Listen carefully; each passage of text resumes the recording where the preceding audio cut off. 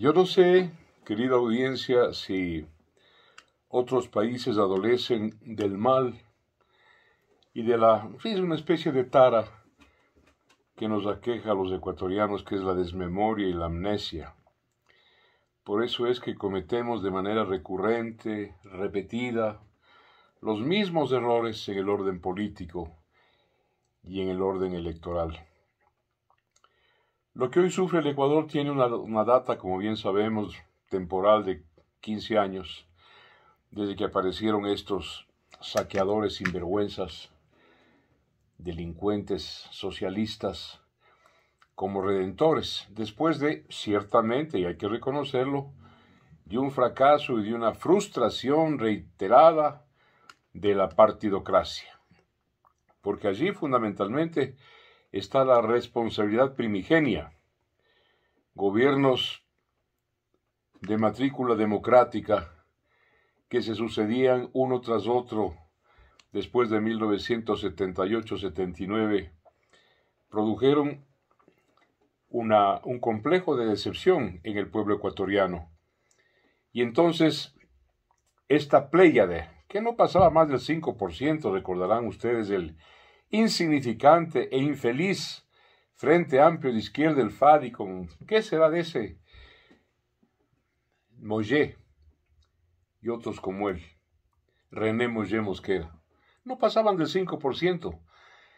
Se consiguieron un líder con buena llegada, con buena pegada, carismático, indudablemente, sin vergüenza, delincuente de Correa. Y pues tuvieron una victoria abrumadora en el año 2006-2007. Ahí se inició la Vía Crucis, entre paréntesis no se dice él. La vía es femenino, la Vía Crucis del pueblo ecuatoriano. En un libro, en mi penúltimo libro, El Doctor Infierno y sus demonios, que es una crítica al marxismo de 700 páginas, hablo yo de los escribas españoles, porque en una distinguida y prestigiosa universidad de posgrado ecuatoriana, que tiene ilustres académicos dirigiéndola, allá se vincularon estos dos comunistas españoles, Roberto Viciano Pastor y Rubén Martínez Dalmau, dos constitucionalistas españoles, pero comunistas. De uno de estos es un libro que se titula Análisis Jurídico del Proyecto de Chávez, libro que me lo he leído de manera prolija y exhaustiva, y que no es otra cosa que, claro, una justificación de orden jurídico de la barbaridad delincuencial, dictatorial, estalinista de Hugo Chávez Frías. Es una justificación. Adicionalmente, este par de comunistas, estos escribas españoles, hacen sus propias aportaciones. Y estos son los que se vincularon acá, con esta distinguida universidad a la que acabo de citar, y prepararon la redacción de ese mamotreto de 444 artículos, una constitución reglamentaria, la de Montecristi, pues, y la pusieron en vigencia. La pusieron en vigencia aquí en el Ecuador. Esa es la gran tarea que tiene el pueblo ecuatoriano, que tiene su electorado, que tiene un próximo presidente, siempre que no sea este infame, este ruin, este muñeco de ventríloco, este títere de Arauz. Rehacer el cuerpo constitucional. No se trata de reformar, hay que abolir esa constitución de Montecristi, que es la constitución de los escribas españoles Roberto Viciano Pastor y Rubén Martínez Dalmau, que claro, cumplieron todo el esquema leninista, estalinista, porque es una copia.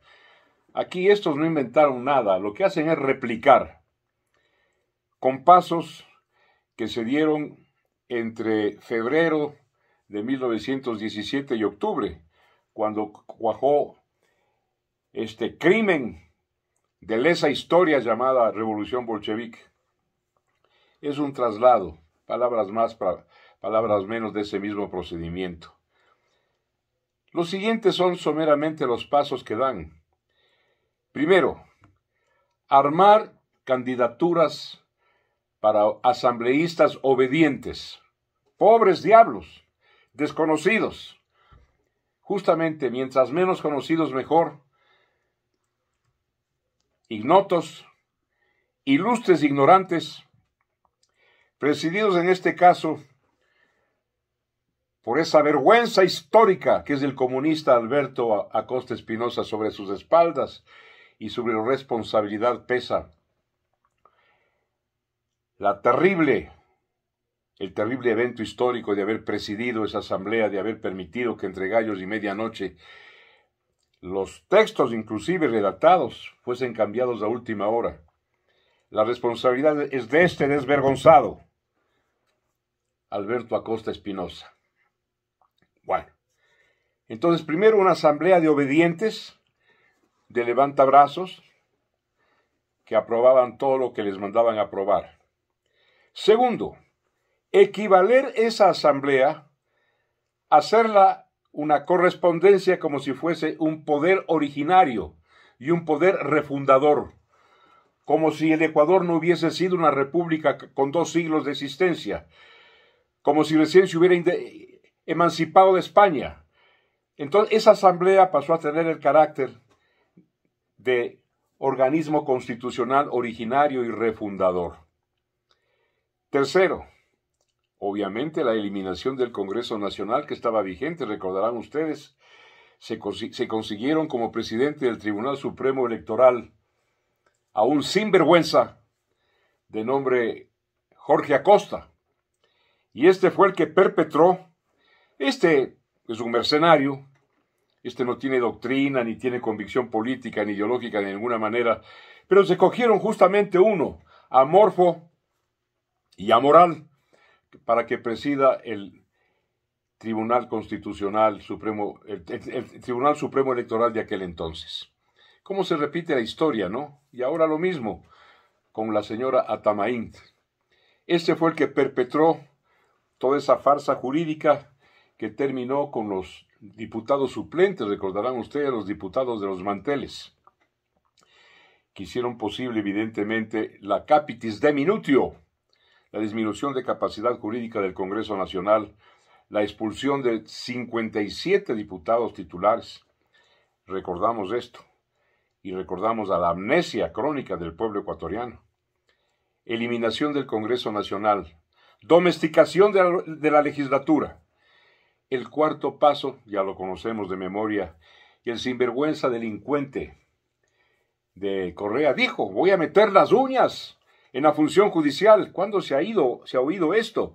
Que el jefe del Ejecutivo diga con desparpajo y sin ningún bochorno que va a meter las uñas en la justicia. Ese fue un anuncio de lesa sociedad, de lesa juridicidad, y se lo aguantaron. No digo que lo aguantamos porque quien habla lo denunció. Se tomó este delincuente la justicia, se tomó el Ministerio Público, la Fiscalía, los jueces, los reemplazó por jueces, la gran mayoría ignorantones, igualmente obedientes. Correa, finalmente, y como quinto paso, porque no me digan, no, es que Correa no es socialista. Correa todo será, pero no es socialista. Correa es un socialista, convencido, marxista. ¿Por qué quieren salvarlo? ¿Por qué quieren sobreseerlo, perdonarlo? Es un socialista que actúa como todos los socialistas pues han actuado y han procedido durante la historia del siglo XX y del siglo XXI. Correa es un socialista convencido. Eso es lo que es, como cualquiera otro de estos. Y como tal, pisoteó el Estado de Derecho.